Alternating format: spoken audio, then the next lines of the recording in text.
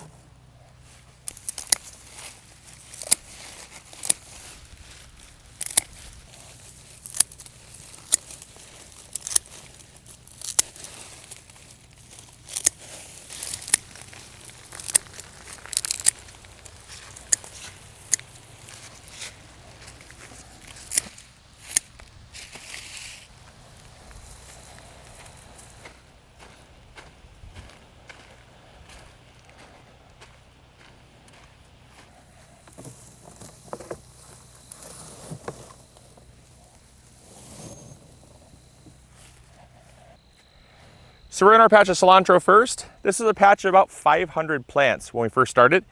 And as it's grown, it actually goes through several different phases. You know, the cilantro looks like cilantro you'd get from the grocery store when it's first starting out. Like the plant itself produces beautiful herb cilantro. And everything in me wanted to have Taco Tuesday every day of the week. Every time I was out here, it just smelled absolutely incredible. But you have to resist the urge not to harvest. And then what happens is the plant eventually goes to seed. And it doesn't form seeds right away. It doesn't form seeds like you think of a seed. It actually flowers. It forms an umbel. An umbel is a grouping of flowers. And then that grouping of flowers takes a long time to drop off. Like we still have over here, we still have probably, I'd say 10 or 15 plants still in full bloom. They have not even formed any seed pods yet. And then those seed pods have to sit green and immature for a long time until they start to take on color.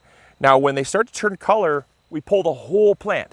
It's not like we come through, if you're at your house, you can come through and pick off just the dry ones and leave the green ones to continue to dry. What we do is we come in here, we clean cut the whole plant, seed heads and all, so that we can take it inside to our barn and let it dry completely. So that way any seeds that fall, because as we're pulling them, there's seeds dropping off all over the place. And that's literally wasted money. Once it falls on the ground, it's really hard to recover that. So we tend to pick it before it falls off the plant. Like this plant right here is ready to go. And we're going to pick this whole plant by clipping it just like that. And then we're going to take it and we're going to put it into our wheelbarrow. We stack them up so we can fit a lot in there. Put them in our wheelbarrow just like this. And then from here, they go into our barn. We lay them out on a tarp for them to dry completely. And that's then where the seeds can fall off the plant and they're trapped by the tarp. They're not trapped out here where they're just blowing around. And so it gives us a lot of control over how we save our seeds. So this is what a cilantro flower looks like. This is the umbel that it forms before it actually gets pollinated. And then as the flowers drop, they form these little clusters of seeds. Now these are still pretty moisture rich, but they will dry really quickly. And how we know when to cut the entire plant is when they start to take on this color right here. So they go from a green to this kind of almost like a rusty red, rusty maroon color. And then that turns to brown very quickly, like within a week.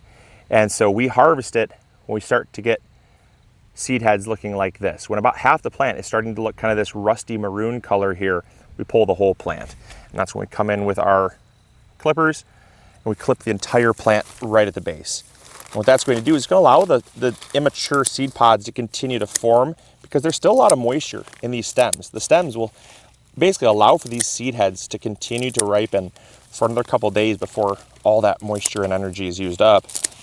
And that buys us some very precious time to allow all those seeds to finish maturing, which happens really quick, like I said. There we go. Get all those cut, and then we just take this whole bundle and stick it in the wheelbarrow. And we stick them in here like this, seed head side up, because it allows us to really cram them in here without knocking off too many seeds. If we put them in seed head side down, we would really have a big mess on our hands in the wheelbarrow. So I know you're gonna ask the question, Luke, you planted 500 cilantro plants. What is the expected return? Like, how much seed are you expecting to get? Good question. So we went on a website that told us kind of the rough yield per acre for each crop that we were growing. Because having never done this before, we also kind of wanted to know how much we needed to plant to get the amount of seed that we needed to satisfy the demand for all of you guys. So that's the kind of the calculation we went off of. And what we concluded is that about 500 plants, this is about 500 plants here, will take up roughly an area about 25 by 50. That's the overall area that it takes up. And that was just based on an acreage. We took the plants per acre, divided it down, because obviously we don't have an acre of cilantro. We don't need an acre of cilantro. But 500 plants here will give us roughly about 5 pounds of cilantro seed. So it's a pretty high yielding crop, despite how light and fluffy it is. It's a really, well, I shouldn't say fluffy, it's a very light seed. It's not a very dense seed, but there are a decent amount per plant. And here's the crazier thing, is that this right here will end up saving us, because we still are always looking for ways to make our seed more affordable. And either we have farmers do it, we outsource that, or we do it in-house. And this right here, this crop, will save us roughly about $700 to $1,000. It's really expensive cilantro seed. So it was either we have someone grow it, we pay them $1,000, or we grow it out for maybe $150, $200, and that allows us to keep our price low for all of you. So this is a really important crop, and we got a bunch of crops like this nasturtium right here. This is our nasturtium patch, and obviously, as you can see, these plants are huge. These are the Alaskan gold nasturtium, and it's a crop that we're growing for the very first time for all of you. And these nasturtiums are absolutely incredible. We've had so many people that have seen pictures online, they've seen them in the background and have asked, what are those plants you're growing? They're absolutely beautiful and huge. And yeah, these nasturtiums are just that. I've never seen nasturtiums so large in my entire life. These plants are massive. I mean, I'm kneeling in this patch and it's coming up to like halfway up my body. These things are probably 3 feet tall, almost 3 feet tall. They're huge. I mean, they're real big. 2.5, 3 feet tall is definitely the largest nasturtiums I've ever grown. But they are loaded with these flowers. They are loaded with these beautiful variegated leaves, and the whole plant is edible too. From the seed pods to the flowers to the leaves, whole thing is edible. So we're growing this out for seed. My only concern is I don't know if we're actually going to get seed this year, just because of, or enough seed to sell, I should say, just because of the late start that we got. They're just starting to put on full blossoms, and we have a frost coming in about a week. So it's anyone's guess as to if we're actually going to get enough seed to sell. But nevertheless, I'm really excited about this crop because it was a good learning experience. But a lot of you have asked about this. It's a fun one. It's a really fun one to grow. So this is the nasturtium, but now we actually do have to get some basil, which is ready. This is our basil patch. This is lime basil. It's again a very expensive variety of basil for us to have someone grow for us. We have here about 250, 260 plants. And again, based off our calculation, that was how many plants we needed to satisfy demand. We never really want to plant too many more than that, because if we have extra seed, what ends up happening is we have seed left over. And since seed starts to lose viability, we always want to make sure we have the freshest, best seed possible for all of you guys in the seed shop. So we only needed about 250 plants. We had a beautiful patch here. When it was all in full bloom, it just looked, I mean, it looked like a dream come true. The bees went nuts over it. It was just unbelievable. But now that the plants are starting to die, we're waiting for them to start to turn color, just like the cilantro. We don't want to pick them when they're green like this, because the seed pods are still too immature. They still have too much moisture, and ultimately they're not really going to be as mature as they could be had we let them dry. Now basil, we do let them dry completely on the plant because they don't fall that easily from the plant.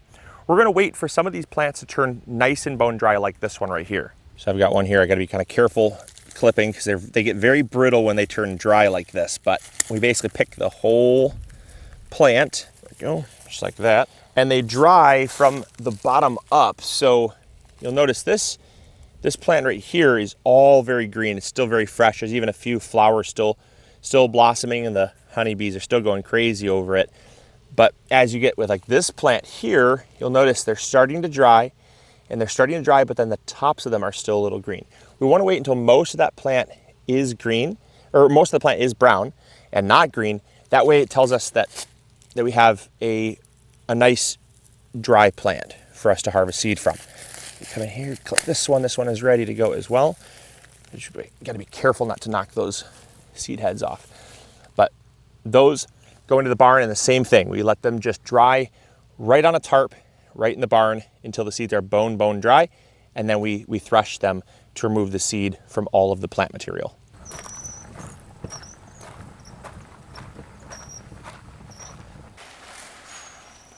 All right, so once we bring the cilantro into the barn, it is nice and hot in here.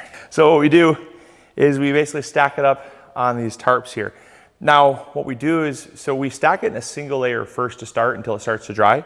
And then once it's lost about 90% of the remaining water in the plant, then we start to stack it up a lot more, because we have a lot less risk of it matting down and molding. So what you don't want to do is, when it's green like this, it still has a lot of moisture in the plant, you don't want to stack it up really densely, otherwise it will actually start to compress and you do get some mold and mildew forming.